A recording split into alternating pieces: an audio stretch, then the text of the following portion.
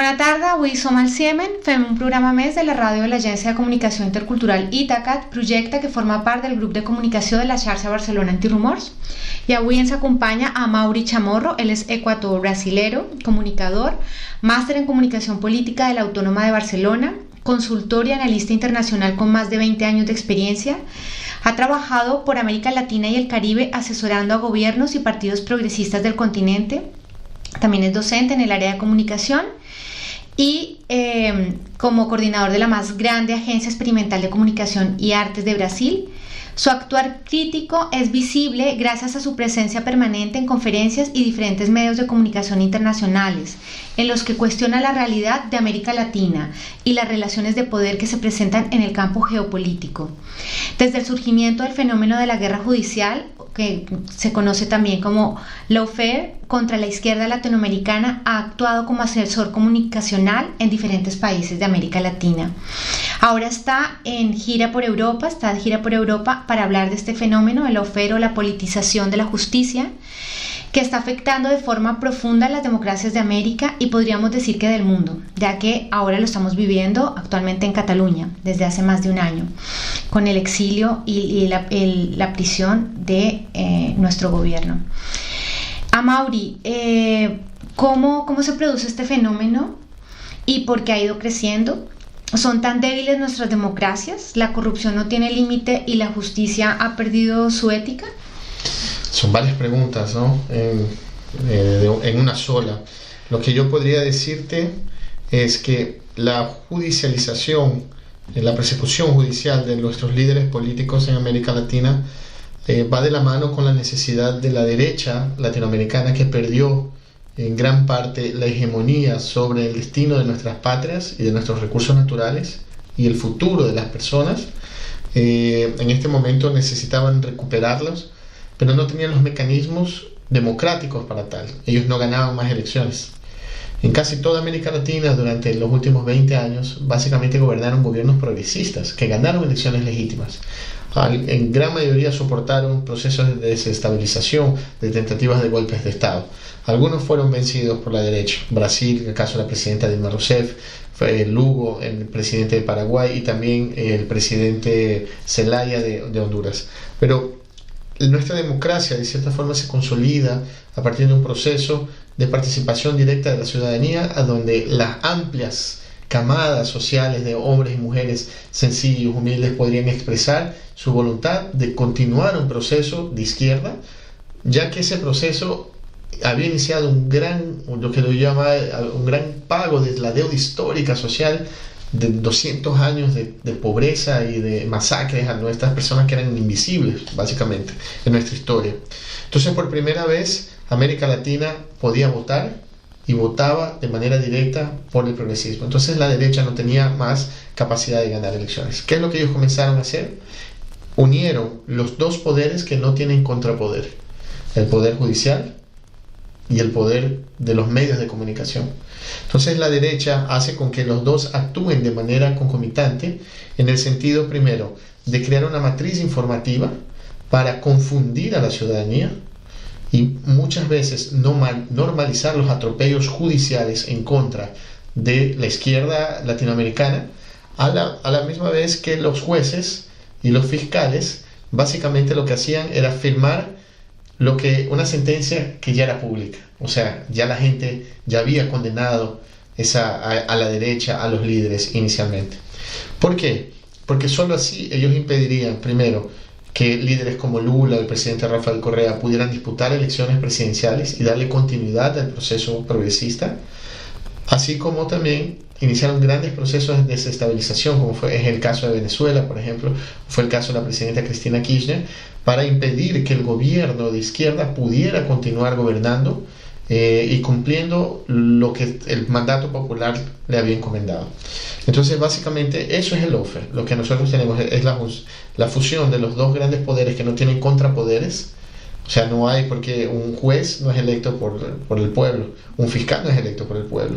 Y estos medios de comunicación permiten y protegen de que estos dos actúen de manera inconstitucional, no respetando el debido proceso, no respetando las normativas legales de los países, para poder impedir que la izquierda continúe. Entonces, Dentro de ese marco es que nosotros en América Latina ahorita vemos un avance en la derecha, pero no un avance democrático, sino un avance a partir de los golpes blandos, de este tipo de golpe de Estado, utilizando los medios y la justicia para impedir que la voluntad popular sea escuchada.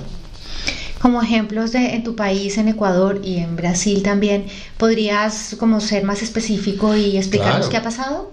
Mira, tenemos dos eventos muy claros en Brasil y en Ecuador.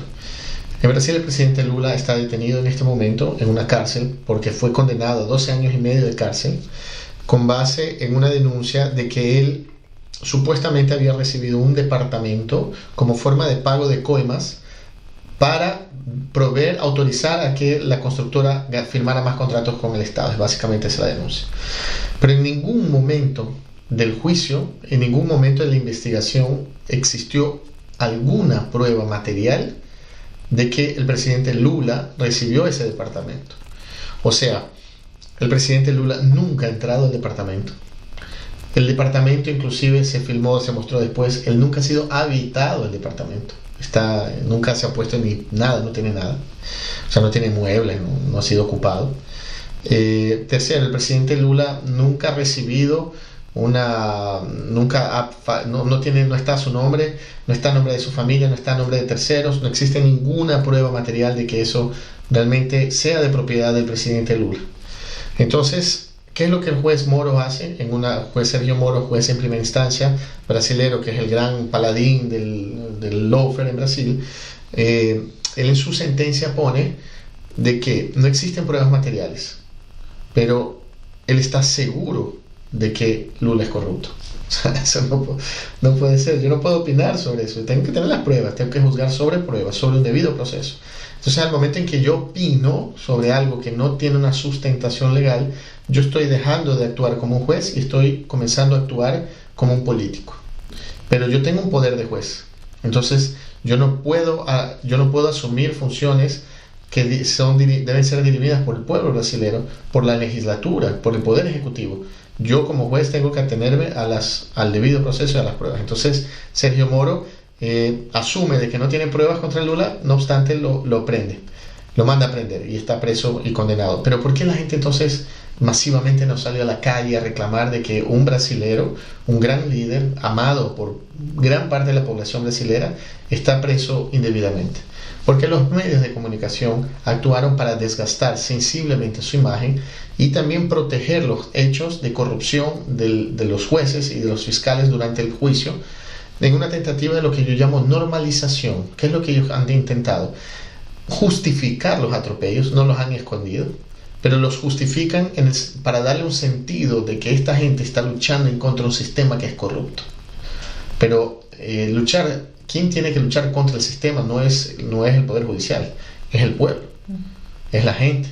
El juez tiene que juzgar sobre pruebas, el fiscal tiene que investigar sobre pruebas, y eso no ha habido en el caso de Lula. En el caso del Ecuador hay dos ejemplos importantes, que uno es del vicepresidente Jorge Glass, que está detenido y condenado también a 6 años de cárcel, con el mismo modus operandi de Brasil. No hay una prueba en contra de él, y su acusación es de que él participó de un esquema de corrupción en el país por recibir coimas a partir de contratos de Odebrecht con la constructora Odebrecht brasilera muy conocida, una gran constructora que supuestamente había pago sobornos a los funcionarios del Estado ecuatoriano para poder firmar contratos, entre ellos el vicepresidente de la República.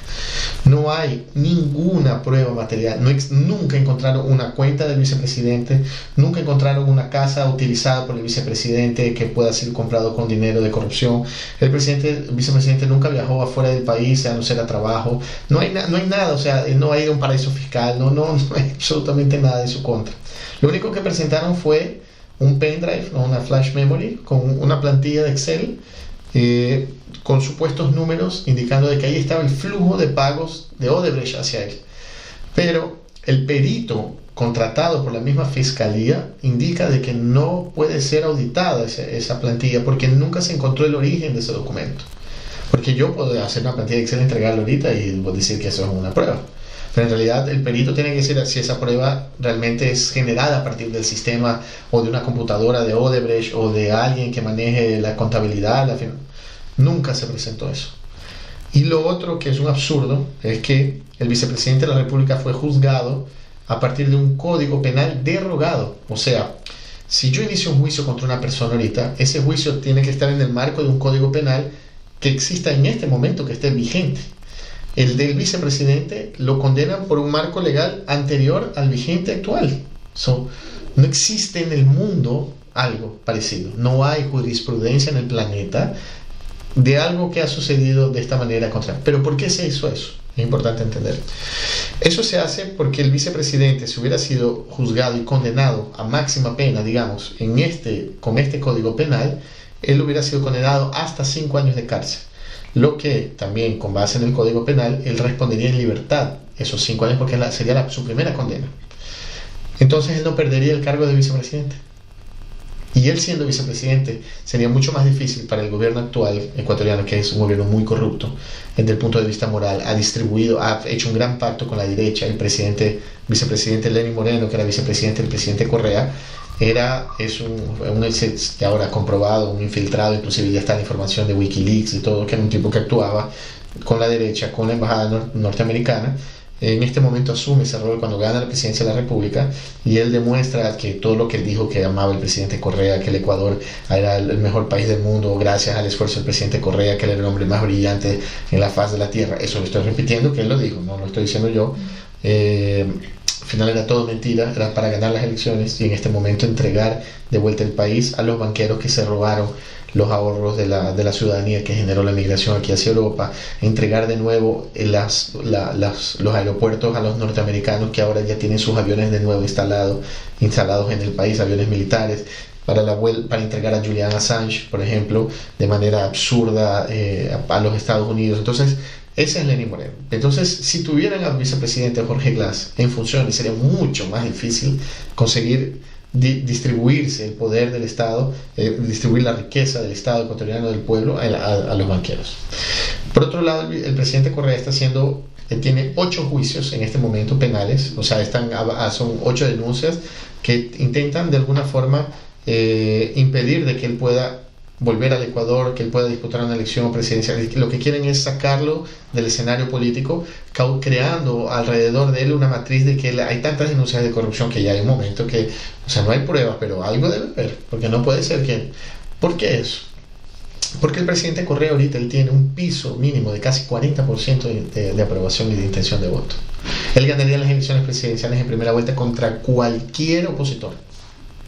Entonces, él es aún una amenaza para esa agenda de derecha ecuatoriana que intenta implementar el neoliberalismo de vuelta al Ecuador, y sabiendo que la única forma de impedir eso es la vuelta de Rafael Correa y que la Revolución Ciudadana pueda participar de elecciones. Entonces nos quitaron el registro del partido, entonces ahorita no tenemos un partido para poder competir, eso nos quitaron con un plumazo, o sea, el Consejo Nacional Electoral se inventó cualquier cosa y nos destituye. Y lo segundo es que el presidente Correa no puede ser candidato a presidente de la presidencia de la República ni por nuestro partido ni por ningún partido, y eso es inconstitucional.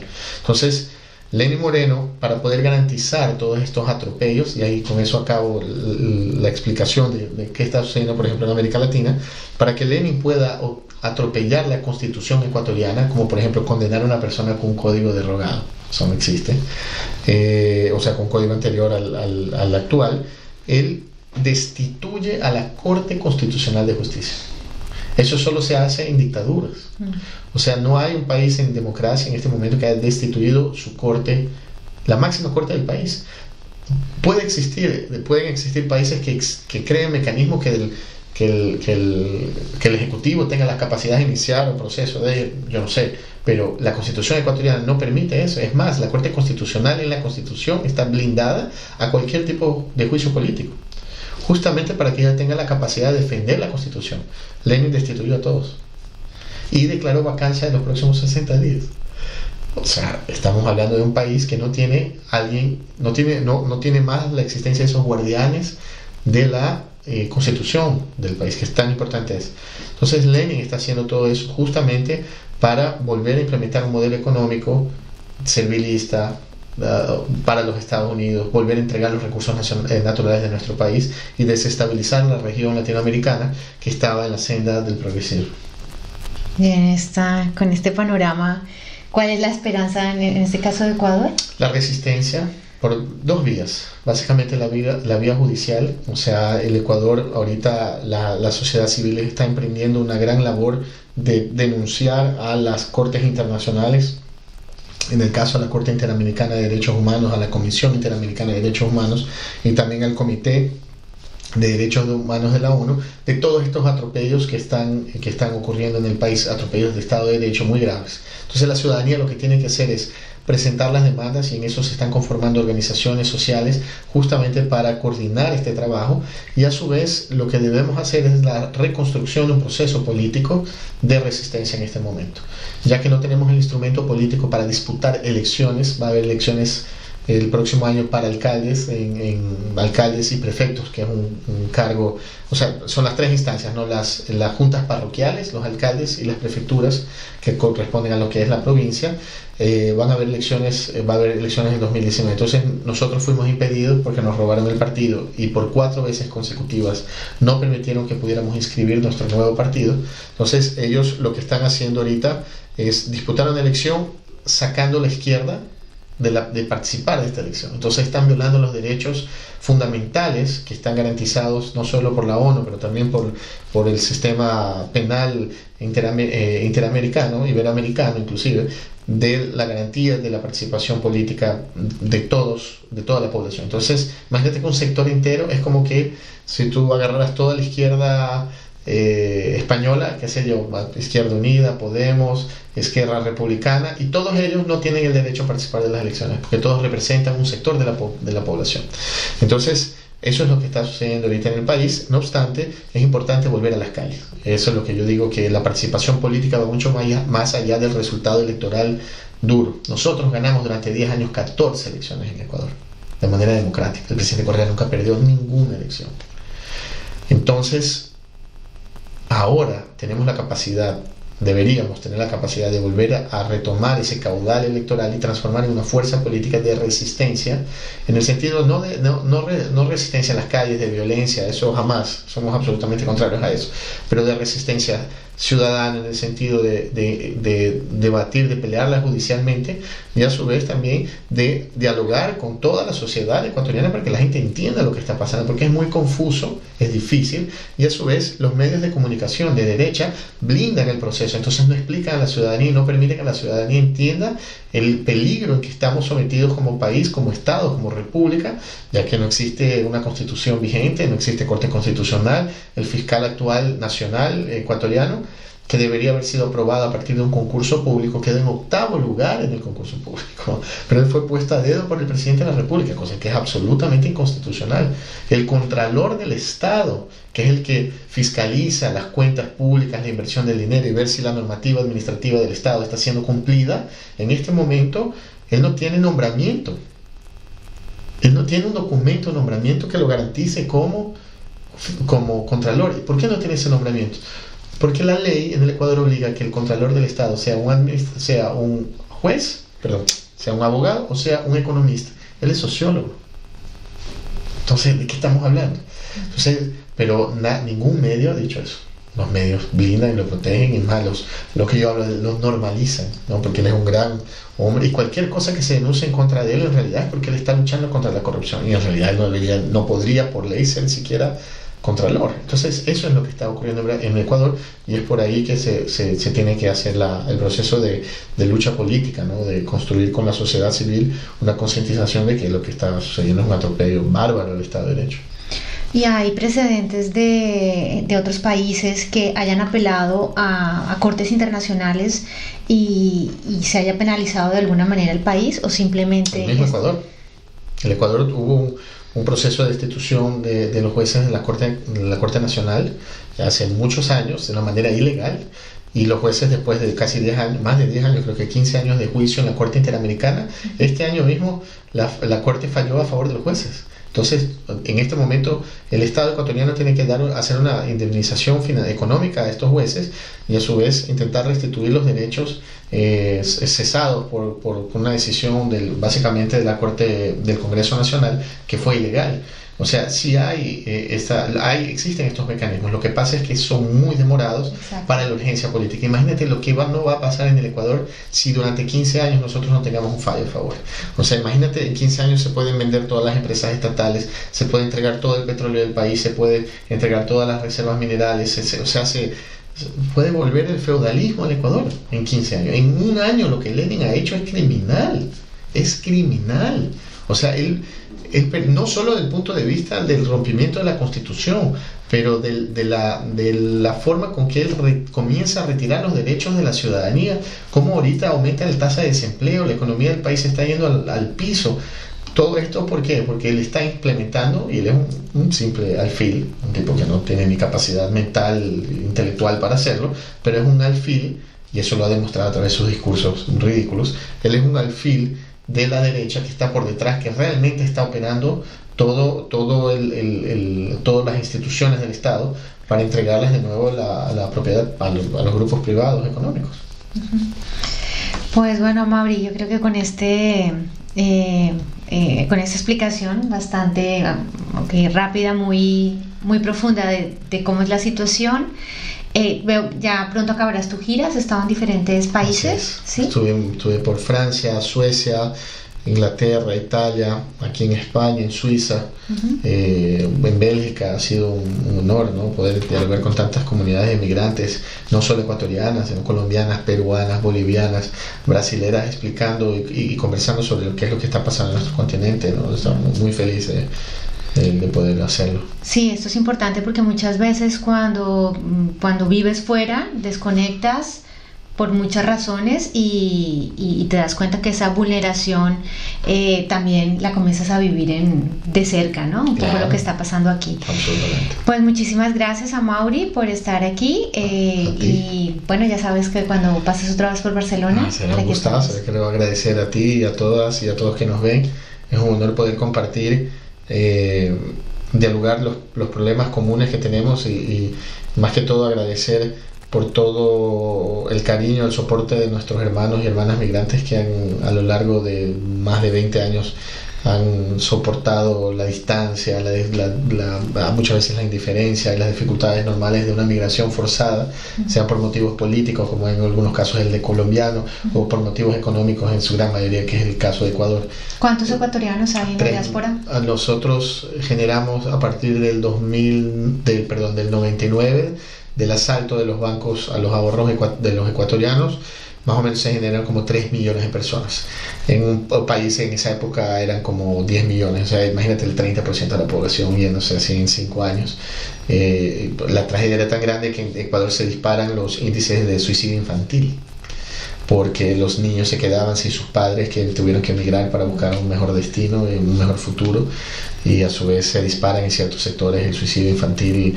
Imagínate el trauma de gente que hace todo lo que ha pasado del país, lo que ha sufrido el Ecuador, no tiene nombre, pero también fueron los migrantes que sustentaron la economía del país durante 10 años, prácticamente hasta la llegada del presidente Rafael Correa, que miren, interesante, se invierte. Los migrantes vuelven, comienza el flujo migratorio hacia el Ecuador, inclusive y principalmente de europeos que deciden ir al país por el crecimiento económico, inclusive españoles por el tema del idioma, se van a vivir al Ecuador por las oportunidades de trabajo y de desarrollo personal. Sí, lo recuerdo, también coincidió la crisis aquí. También la crisis. También coincidió, pero también por el trabajo del Ministerio de Migración que hicieron desde el Ecuador. Sí, exactamente. Qué bueno que sí, ayudaron mucho. Bueno, el tema de la burbuja inmobiliaria, aquí también el Ecuador hizo un gran esfuerzo, inclusive fue referenciado en la Unión Europea, ¿no? Porque se descubre, y el Ecuador peleó mucho por eso, que, o sea, la gente se compraba una casa por 100.000, pagaba los 100.000, pero en realidad ahorita la casa vale 50, entonces yo no tengo que pagar solo lo que vale la casa, tengo que pagar el tamaño de la deuda, pese a que yo ya pagué el valor de la casa, y igual pierdo la casa. Entonces es un mecanismo tan perverso que garantiza la explotación de los bancos en relación a la ciudadanía, al pueblo español y bueno, tantos migrantes, y el Ecuador la Revolución Ciudadana puso a disposición un gran equipo de abogados que ayudó muchísimo, no solo ecuatorianos, en realidad, es decir, la comunidad internacional a partir de ese trabajo se da cuenta del asalto que los bancos realizaban en contra de los más humildes. Bueno, pues muchas gracias, Amor. A ti, gracias.